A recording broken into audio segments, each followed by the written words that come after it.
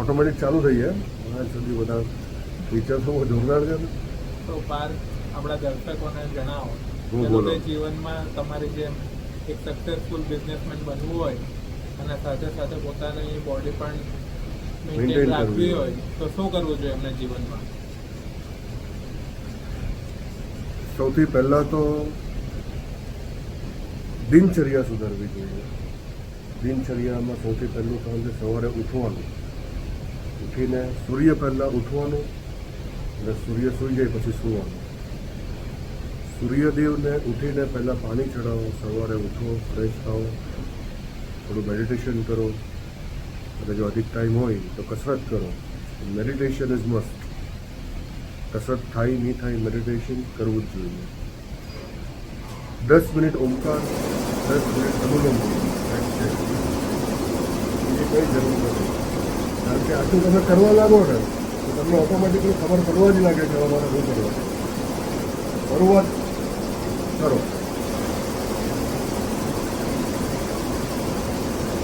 અનુલોમ વિલોમનો ratio છે 1:4. 1 second તમને શ્વાસ લેતા થાય, 2 સેકન્ડ હોલ્ડ કરવાની અને 1 શ્વાસને 4 સેકન્ડ લાગતા થાય. 1105 વહી નંબર જોડે 4 સેકન્ડ કાઢવું. આ રેશિયો ખરેખર અઘરો છે. કારણ કે તું જેટલો શ્વાસ લેવાનો એટલો જ હોલ્ડ કરવાનો. પણ 1 સેકન્ડ જો તું એને કાઢવા માટે 4 સેકન્ડ કરે, સમજી લે કે 10 સેકન્ડ શ્વાસ લીધો, 20 સેકન્ડ રોક્યો, એને કાઢવા માટે 40 સેકન્ડ, એટલે કોન્સ્ટન્ટ 1 મિનિટ સુધી શ્વાસ લીધો જ નથી. હવે જ્યારે એ રેશિયો પર પહોંચી જાઓ એટલે તમારી કાયા પલટ થઈ. અંદરની નાડીઓની આપણા શરીરમાં 72,000 નાડીઓ છે. 72,000. અનુલોમ વિલોમથી 72,000 નાડીઓ શુદ્ધ થાય. અંદરનું કચરું હટે, બ્લડ પ્યોર થાય. તમારું મગજ સુધી લોહી પહોંચવાનું વધે અને જ્યારે મગજ સુધી લોહી પહોંચવાનું વધે એટલે ઓટોમેટિકલી તમે સમજતા થાઓ, તમને ખબર પડવા લાગે કે મારી સાથે શું થઈ રહ્યું છે. વાત કરું ના તમે તમારો કિંમતી સમય તમારી પ્રજાને ના ના બરાબર છે, કરવું જોઈએ તમારે. મુખ્ય મારું બંધ કરવું.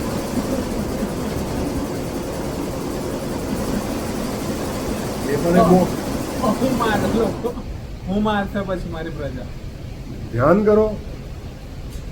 ધ્યાનમાં લોકોને એ જ આવે તો ધ્યાનમાં લોકોને એ જ વસ્તુ આવે છે.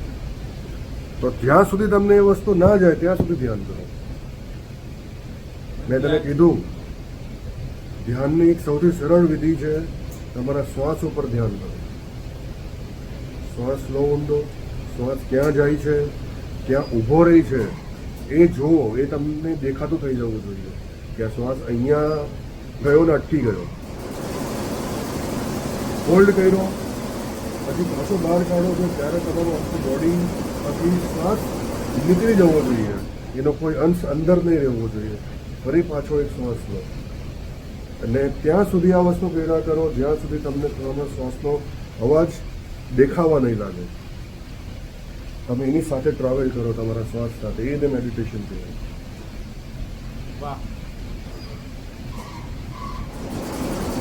આનાથી તમે તમારા હૃદયના ધબકારા પણ કંટ્રોલ કરી શકો. આપણા બોડીના ઘણા બધા ઓર્ગન આપણા કાબુમાં નથી.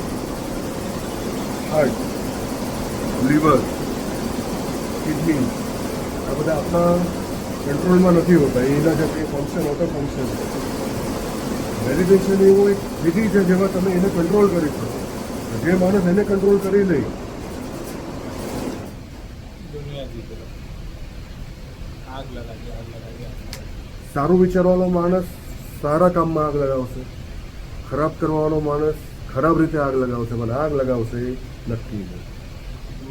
જેમ કે રાવણ એ પણ બહુ મોટો, એને આગ લગાવી એની રીતે લગાવી. આ છે જીવનનો સાર એટલો જ. આગ લગાવો. આગ લગાવો, કઈ પણ રીતે લગાવો. નામ થવું જોઈએ.